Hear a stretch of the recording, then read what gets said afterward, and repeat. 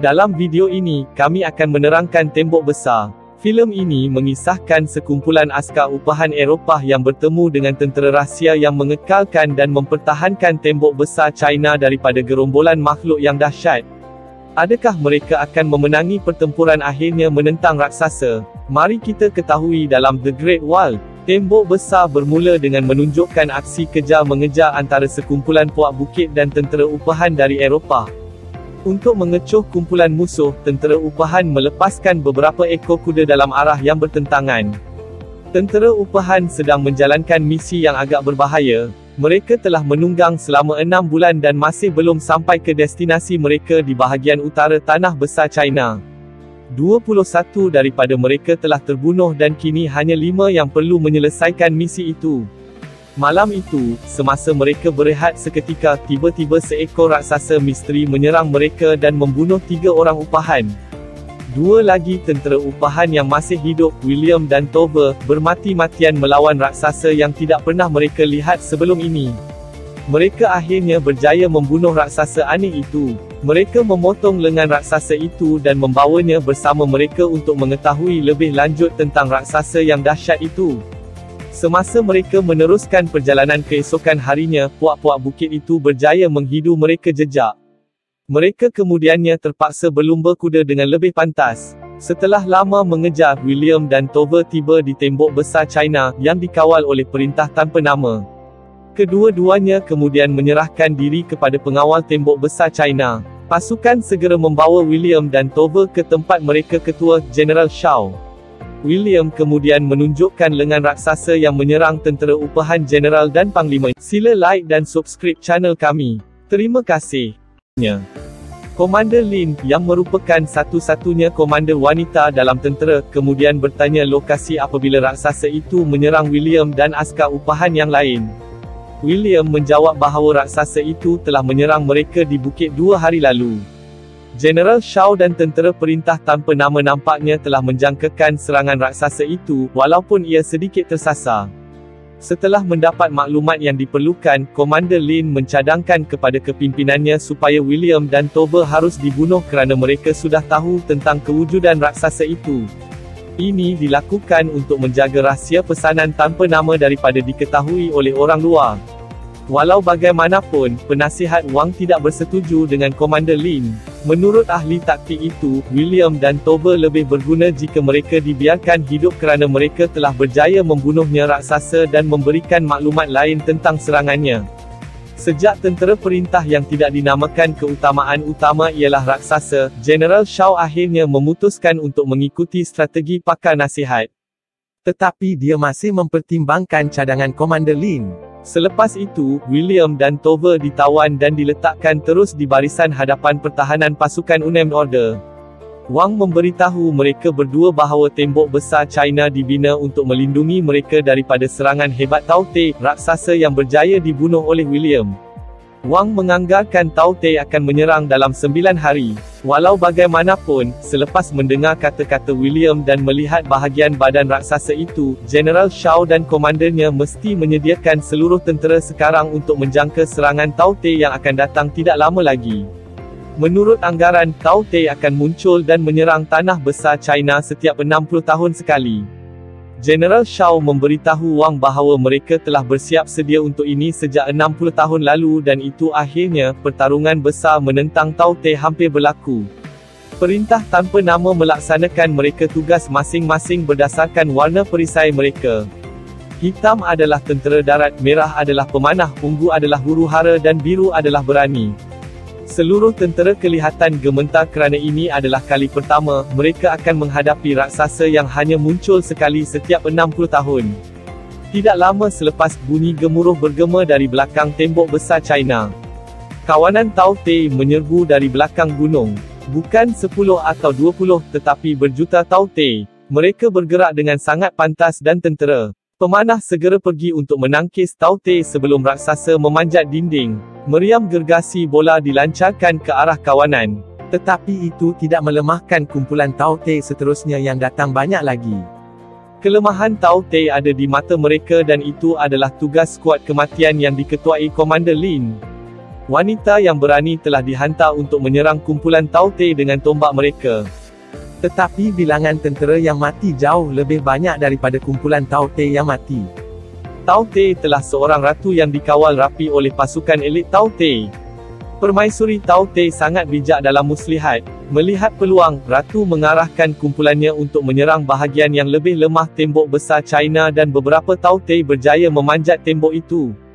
Kini giliran Unggu, yang merupakan pengawal barisan hadapan untuk mempertahankan tembok besar China. Semasa pasukan Unggu menolak ke hadapan, William dan Tove menuntut agar ikatan mereka dilepaskan. Tetapi semua tentera sibuk bertempur, sehingga akhirnya datang seorang lelaki bernama Ballard yang melepaskan mereka. William segera mengambil lembing untuk menyelamatkan anggota tentera yang hampir dibunuh Tau Te. Mereka bekerjasama untuk membantu tentera menentang serangan Tau Te. The Unnamed Order dan Empress Tau Te kedua-duanya kehilangan banyak askar dalam pertempuran. Selepas menganalisis keadaan di medan perang, Permaisuri Tau Te akhirnya menarik balik tenteranya dan mengambil alih yang mati dan mencederakan Tau Te bersamanya. Selepas pertarungan tamat, General Shaw memberi penghormatan kepada William dan Tove, yang bertarung dengan gagah berani melawan kumpulan Tau Te dan menyuruh mereka berehat. Peng Yong, ahli skuad yang diselamatkan oleh William, berterima kasih kepada mereka kerana menyelamatkan nyawanya. General Shaw memberitahu komandannya bahawa Tau Te hari ini jauh lebih bijak daripada mereka yang berumur 60 tahun yang lalu dan meminta mereka untuk tidak berjaga-jaga dan lebih peka dengan pergerakan Tau Te. Sebaliknya, William dan Tove yang sedang berehat dengan Ballard memberitahunya bahawa mereka sedang berehat tentera upahan dalam misi mencari serbuk mesiu, salah satu senjata paling berbahaya di dunia di masa itu. Ternyata Ballard adalah bekas tentera upahan yang telah menjalankan misi yang sama 25 tahun yang lalu. William dan Tove kemudian berkata kepada Ballard bahawa mereka tidak boleh tinggal lama di tembok besar kerana mereka terpaksa meneruskan perjalanan ke utara untuk menyelesaikan misi. Selepas mandi dan bercukur dengan kemas, William dan Tove diminta menghadap General Shaw. General Shaw dan tenteranya menyambut baik William dan Tove di Dewan Makan. General itu memuji kemahiran bertempur para tentera upahan dan mengucapkan ribuan terima kasih kepada mereka kerana bersetuju membantu tentera menghancurkan kumpulan Tau Te. General Shaw kemudian meminta William menunjukkannya kepintaran dalam memanah kerana dia sangat kagum apabila melihatnya secara langsung di medan perang. William tidak teragak-agak untuk menunjukkan kemahiran memanahnya. Ballard berkata dengan suara rendah bahawa William dan Tove terpaksa merahsiakan misi mereka daripada tentera pasukan tanpa nama untuk keselamatan mereka sendiri. Semasa makan bersama William, Komander Lin berkata hanya dia dan Kaunselor Wang boleh berbahasa Inggeris selepas diajar oleh Ballard, yang berkhidmat dalam Unnamed Order sebagai guru bahasa Inggeris dan Latin. Lin kemudian bertanya apakah matlamat William dalam pertempuran. William menjawab bahawa sepanjang hidupnya, dia berjuang hanya untuk wang dan makanan untuk terus hidup. Tiada tujuan lain selain dua perkara ini. Selepas makan, Komander Lin mencabar William untuk mencuba tugas tentera biru yang pergi berdepan dengan Tau Te, dan William menerima cabaran itu. Namun, apabila dia sampai akhirnya, William menunduk dan wajahnya menunjukkan sedikit keraguan.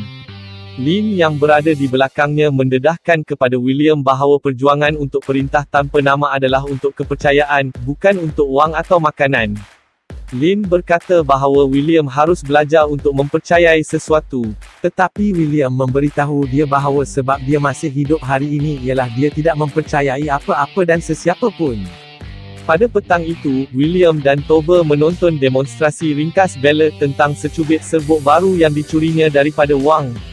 Ballard kemudian bercadang untuk mencuri bekalan serbuk mesiu kepunyaan tentera Unnamed Order dan lari dari situ sebaik pertempuran seterusnya bermula. Kaunselor Wang kemudian memanggil William dan Tove dan menunjukkan kepada mereka bongkah batu magnet yang ditemuinya semasa mencari barang-barang William. Dia menyatakan anggapannya bahawa William boleh membunuh Tau Te dengan mudah kerana pengaruh batu itu. Wang kemudiannya memberitahu tentang asal-usul Tau Te yang berasal daripada meteor besar yang melanda tanah besar China berabad-abad yang lalu. Meteor dan raksasa ini dipercayai sebagai hukuman dari langit untuk kerakusan Maharaja China yang memerintah pada masa itu dan menyebabkan semua rakyatnya menderita. Tao, kawanan T yang bangkit dan menyerang tanah besar China setiap 60 tahun sekali akan memangsa manusia dan menjadi dipersembahkan kepada permaisuri untuk membiak. Jika kumpulan Tao Te berjaya menembusi Great Tembok dan kuasai ibu kota, maka sudah pasti tanah besar China akan musnah. Di tempat lain, seorang Tao Te berjaya menyusup ke Menara Barat. General Shao dan Komander Lin segera mengerahkan beberapa tentera untuk melawan Tao Te. Tetapi ternyata bahawa mereka telah dibingkai kerana Tao Te lain menyerang dari pihak bertentangan. Komander Lin dan pasukannya telah masa yang sukar untuk berhadapan dengan dua Tao Te yang besar dan garang, dan dalam serangan mengejut malam itu, General Shao terbunuh. Pada malam sebelum kematiannya, General Shao menyerahkan kepimpinan perintah tanpa nama kepada Komander Lin. Selepas memberi penghormatan terakhir kepada General Shao dan semua tentera yang telah mati di medan perang, para pemimpin yang tidak disebutkan. Pasukan perintah mengadakan mesyuarat penting di dalam dewan kerana seorang utusan dari ibu kota telah tiba dengan berita penting. Utusan menyerahkan 900 tahun sejarah perang kuno merekodkan kepada komander, yang menyatakan bahawa ganas sifat Tao Te boleh diminimumkan oleh kemagnetan. Wang kemudian menunjukkan magnet kepadanya batu yang dibawa oleh William dan menghasilkan penjelasan yang agak munasabah tentang cara William boleh berhadapan dengan Tao Te secara langsung dan membunuhnya. Menurut Wang, batu magnet itu mungkin boleh dilakukan untuk menjadikan Tao Te kurang agresif dan tidak dapat mendengar arahan permaisuri, menjadikannya lebih mudah untuk dia menyelesaikannya. William kemudiannya mendapat idea untuk menangkap Tao Te hidup-hidup menggunakan mata kail lembing seperti menangkap ikan paus dan membuktikan kebolehan batu magnet secara langsung. Wang dan para komander bersetuju dengan idea itu. Selepas mesyuarat, Toba berdepan dengan William. Dia tidak mahu William membantu perintah dan melupakan misi rahsia yang telah mereka rancang dengan Ballard. Keesokan harinya, Wang dan para komander telah menyediakan tombak besar yang telah disapu anestetik yang kuat. Pertempuran menentang kumpulan Tao Te bermula. Selain itu, Ballard dan Toba sudah bersedia untuk melaksanakan rancangan mereka untuk mencuri serbuk mesiu dan melarikan diri dari sana. Tetapi Toba masih ragu-ragu kerana dia tidak mahu meninggalkan William sendirian. Sementara itu, William, yang memantau perang, merasakan keraguan yang sama antara melarikan diri di sana untuk menyelesaikan misi mereka, atau membantu tentera menangkap Tao Te hidup-hidup. Walaupun dihujani dengan tombak besar yang sarat dengan dadah, kumpulan Tao Te masih boleh bergerak dengan pantas dan mengelak serangan daripada tentera perintah. Tentera perintah berjaya melumpuhkan seorang Tao Te, walaupun anestetik masih belum berkesan. Pasukan kemudiannya menembak bola api yang mengelilingi mereka sasaran supaya kumpulan itu tidak dapat membantu Tao Te. Lin kemudian memberitahu William bahawa mata kail lembing yang tersepit di badan Tao Te hampir tercabut kerana ubat bius belum berfungsi sepenuhnya. William memutuskan untuk membantu dan turun ke bawah. Dia berjaya menundukkan Tao Te dan membelenggunya. Beberapa Tao Te berjaya menembusi lingkaran api dan menyerang William. Tetapi kemudian, Toba datang dan membantu rakannya. Semakin banyak kumpulan Tao Te datang bergegas masuk. Sebagai William dan Toba semakin terdesak, Komander Lin menggerakkan tentera yang menyerang kumpulan Tao Te dengan serbuk barut. Terdapat letupan besar dan William tidak sedarkan diri. Pertempuran telah berakhir apabila William terjaga. Lin kemudian memberitahu William bahawa mereka menggunakan serbuk mesiu untuk mengalahkan kumpulan Tao Te hari ini. Lin kemudian meminta William merahsiakan serbuk mesiu itu daripada sesiapa supaya orang yang tidak bertanggungjawab tidak akan menyasarkan senjata maut itu. Untuk membuktikan teorinya, Wang cuba membawa magnet batu lebih dekat dengan Tao Te yang mereka tangkap, dan seperti yang dijangkakan, Tao Te tunduk senyap. Walau bagaimanapun, utusan Imperial China menuntut Tao Te. Mengikut titah Maharaja, jika mana-mana Tao Te ditangkap hidup-hidup, mereka terpaksa membawanya ke ibu kota untuk dipersembahkan kepada Maharaja. Akhirnya Tao Te dibawa pergi ke ibu kota. Komander Lin mengerahkan seluruh tentera ke tembok besar ketika Tao Te mula menyerang semula. Sementara itu, Ballard melihat ini sebagai peluang untuk mencuri serbuk mesiu dan melarikan diri dari situ. Kali ini, Toba turut mengambil bahagian. Toba dan Ballard kemudian menyusup ke gudang senjata dan mencuri serbuk mesiu dan beberapa senjata. William, yang sudah tahu mereka merancang, datang ke gudang dan cuba menghalang kedua-duanya. Tetapi Tove dan Ballard mengetuk William tidak sedarkan diri dan segera melarikan diri dari situ. Di tempat lain, Komander Lin dan tenteranya ditemui terowong di dasar dinding. Ternyata bahawa serangan Taote sebelum ini adalah bertujuan sebagai lencongan, manakala satu lagi kumpulan Taote menggali terowong untuk menembusi tembok besar China. Malah pesanan tanpa nama terpaksa bergegas ke ibu kota sebelum kumpulan Taote menyerang. Mereka memutuskan untuk menaiki belon udara panas kerana ia adalah satu-satunya cara untuk sampai ke ibu kota dalam masa 2 jam sahaja. Jauh lebih pantas daripada kumpulan Taote. Walaupun kaedah ini agak berisiko dan tidak pernah dilakukan oleh mereka, Komander Lin akhirnya mengetahui tentang kecurian Tove dan Ballard dan menuduh William sebagai orang rakan sejenayah mereka. Tetapi William menafikan dan berkata bahawa dia cuba menghalang Tove dan Ballard.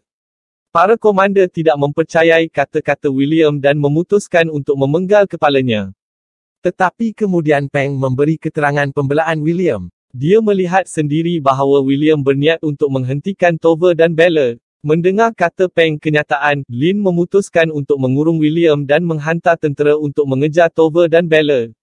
Di tempat lain, Tove dan Ballard berjaya melarikan diri agak jauh dari tembok besar China. Tetapi di tengah-tengah perjalanan, Ballard mengkhianati dan meninggalkan Tove di padang pasir bersendirian, tanpa kuda dan daripada. Tentu saja dengan semua serbuk baru yang mereka curi. Pasukan perintah tanpa nama mula terbang belon udara panas dan menuju ke arah ibu kota. Tetapi ternyata ia tidak semudah yang disangka. Tentera masih menghadapi masalah mengimbangi belon dan beberapa belon udara panas meletup atau jatuh ke tanah. Peng kemudian membebaskan William kerana kumpulan Taote telah pun memasuki ibu kota. Wang kemudian memberitahu William bahawa dia kini bebas melakukan apa sahaja yang dia mahu dan memberitahu semua orang itu dunia berada dalam bahaya. Tetapi William memutuskan untuk membantu tentera menentang segerombolan Taote. William berkata bahawa satu-satunya cara untuk memenangi pertempuran ini adalah dengan membunuh permaisuri Taote. Ketika tentera sedang bersiap untuk menuju ke ibu kota, utusan Imperial China yang telah membawa Taote hidup-hidup telah pun tiba di Istana Maharaja. Utusan itu kemudian berdemonstrasi bagaimana batu magnet itu bertindak terhadap Taote. Maharaja China dan semua pegawai mahkamah adalah terpegun melihat kebolehan batu magnet itu untuk menekan sifat agresif raksasa itu. Tetapi tanpa mereka sedari, Taote menghantar isyarat kepada permaisurinya tentang lokasi semasanya.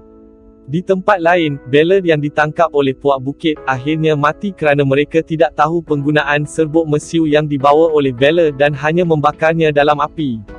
Selepas Ballard dan Bukit Ahli Puak mati, Tobas mengawal semua senjata dan kuda mereka dan beberapa serbuk baru yang tinggal.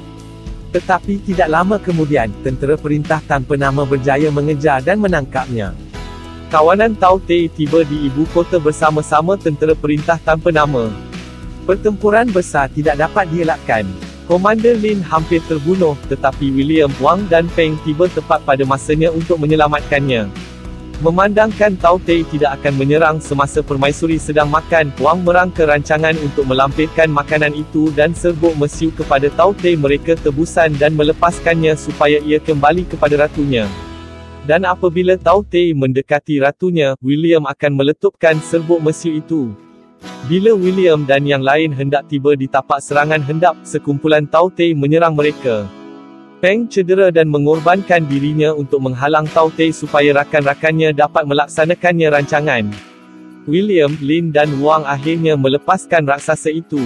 Taote segera kembali ke tempatnya permaisuri supaya permaisuri dapat makan. William dan Lin kemudian memanjat menara tinggi supaya William boleh membidik anak panah yang diikat dengan serbuk mesiu pada sasaran. Sementara itu, Wang mengorbankan dirinya dengan melawan sekumpulan Taote yang sudah mengetahui kewujudan mereka. Pengawal peribadi Ratu membelok dua William anak panah dan kini hanya tinggal satu serbuk mesiu dan merupakan peluang terakhir yang mereka ada untuk menyelamatkan manusia. William kemudiannya membaling batu magnet ke arah pengawal peribadi permaisuri Taote yang mewujudkan jurang dalam perisai. Lin kemudian melemparkan lembing yang dipaut dengan serbuk mesiu dan berjaya meletupkan ratu dan pengawalnya. Kerana permaisuri Taote telah meninggal dunia, seluruh kumpulan Taote terkaku kerana kehilangan isyarat. William dan tentera Order memenangi pertempuran itu. Selepas itu, William datang kepada Tove yang ditawan. Kerana membantu tentera memenangi perang melawan Tautek, kata William bahawa dia dibenarkan membawa serbuk mesiu dan diiringi pulang oleh pasukan berkuda ke negaranya. Maharaja memberi William pilihan, bawa serbuk mesiu atau selamatkan Tove. William kemudian memilih untuk menyelamatkan kawan baiknya. Selepas mengucapkan selamat tinggal kepada Lynn, William pulang ke rumah bersama Tove. Filem itu tamat. Sila like dan subscribe channel kami. Sila layari peti deskripsi channel ini untuk beri sokongan anda. Untuk tonton filem-filem lain sila lawat playlist channel kami. Terima kasih.